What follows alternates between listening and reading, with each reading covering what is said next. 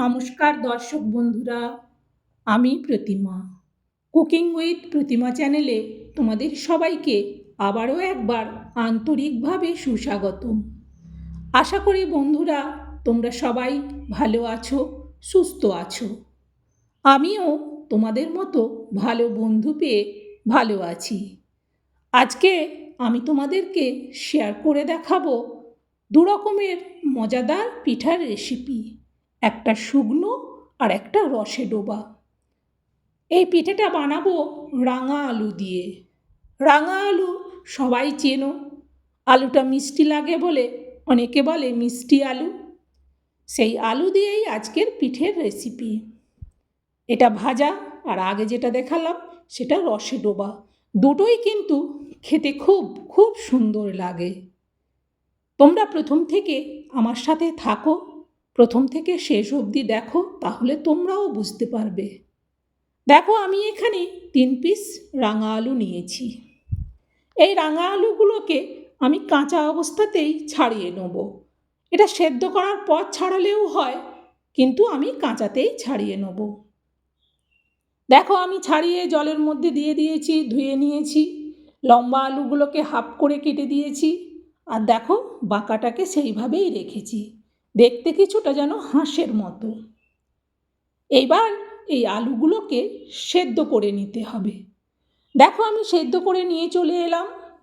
এবার একটা চামচ দিয়ে এটাকে আমি মেখে নিচ্ছি, কারণ আলুটা এখনও বেশ গরম। সুন্দর করে কিন্তু আলুটাকে মাখতে হবে। এরপর এতে দিয়ে দেবো লবণ। এরপর এতে দেবো ছোটো বাটির 1 বাটি চিনি। লবণ আর চিনিটাকে ভালো করে মিশিয়ে নেব। তারপর এতে দিয়ে দিচ্ছি ছোটো বাটিটার 1 বাটি গুড়। যে বাটিটায় চিনি দিয়েছিলাম সেই বাটিরই মাপে 1 বাটি গুড় দিয়ে দিলাম। এবার এটাকেও সুন্দর করে মিশিয়ে নেব।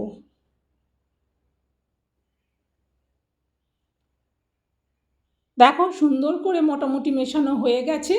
এরপর আমি এতে দেবো 1 চামচ মৌরির গুঁড়ো। এটা হালকা ভেজে নিয়ে গুঁড়ো করে দিলে খুব ভালো হয়।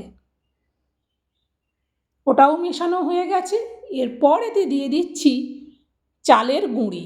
আমি এখানে 2 কাপ চালের গুঁড়ি ব্যবহার করব। চালের গুঁড়িটাকে দেওয়ার পর সুন্দর করে মিশিয়ে নেব। আর দিলাম চা চামচের হাফ চামচ কালো জিরে। সব কিছুকে সুন্দর করে মিশিয়ে নিচ্ছি চামচ দিয়ে।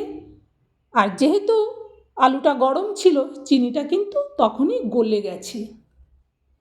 এতে গুড় দিলাম, চিনি দিলাম যাতে মিষ্টিটা বেশি হয়, কারণ যেটা মিষ্টির রসে ডোবাবো সেটা তো মিষ্টি হবে, কিন্তু যেটা এমনি ভাজা শুকনো খাওয়া হবে সেটা তখন মিষ্টি লাগবে বলে এতে গুড় আর চিনি দুটোই দিলাম।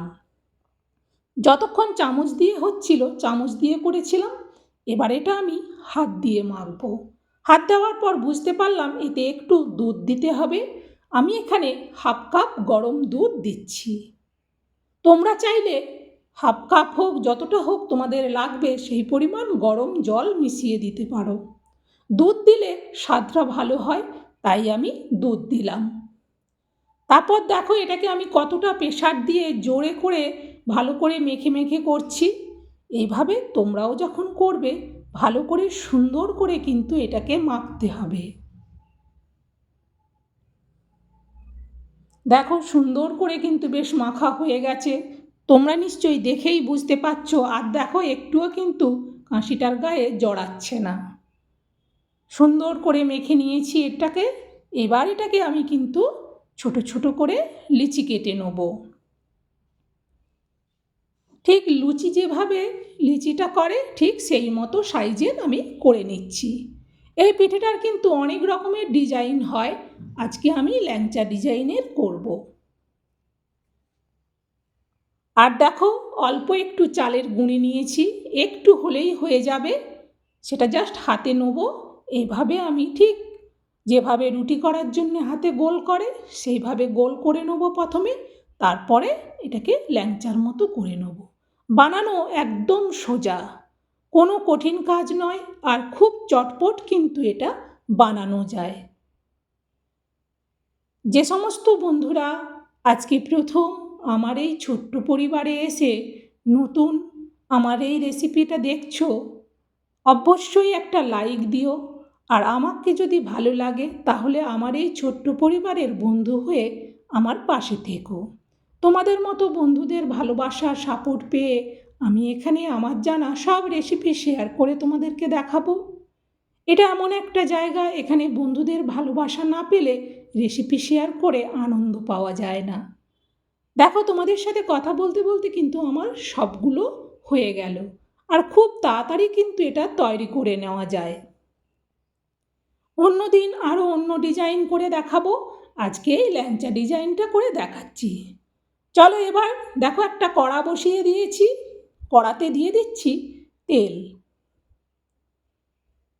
এইবার তেলটা একটু চাড়িয়ে নেব। তেলটা কিন্তু গরম হয়ে গেছে, এবারেতে অল্প অল্প করে আমি দিয়ে ভেজে নেব সবগুলো। যতগুলো ধরবে একবারে ততগুলো করে দেব, আর এটা উল্টে পাল্টে ভেজে নেব।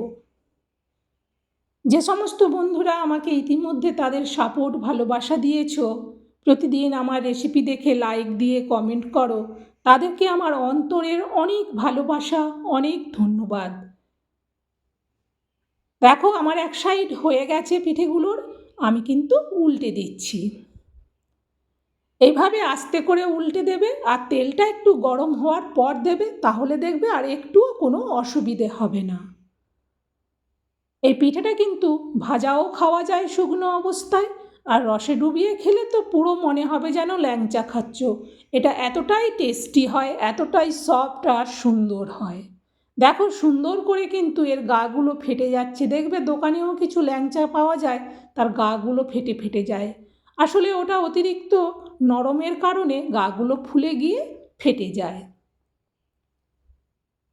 সুন্দরভাবে কিন্তু ঘুরিয়ে ঘুরিয়ে আমি সব দিক ভেজে নিলাম, তারপর তুলে নিচ্ছি।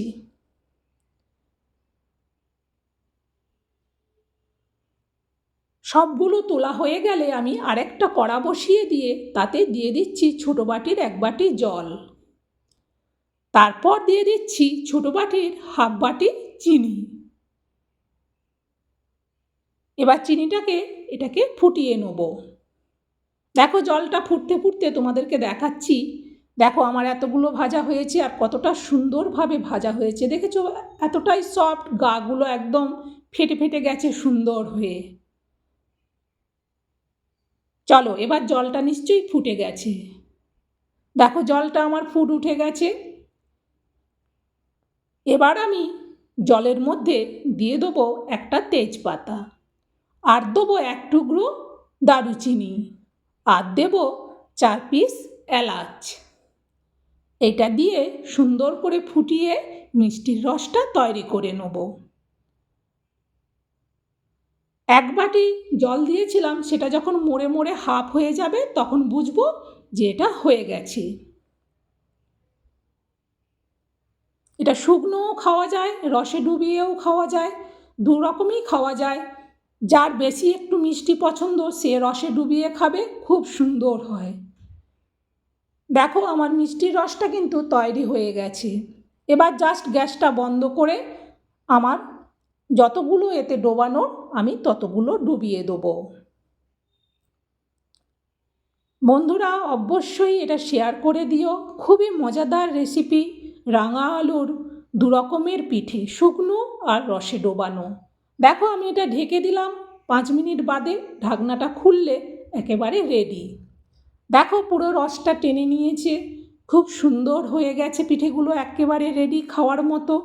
বন্ধুরা, আশা করব তোমরা প্রথম থেকে পুরো রেসিপিটা দেখেছো, আর তোমাদের বানাতে একটুও অসুবিধে হবে না। তাহলে এটা শেয়ার করে দিও। আবার পরের রেসিপিতে দেখা হবে। সবাই ভালো থেকো, টাটা।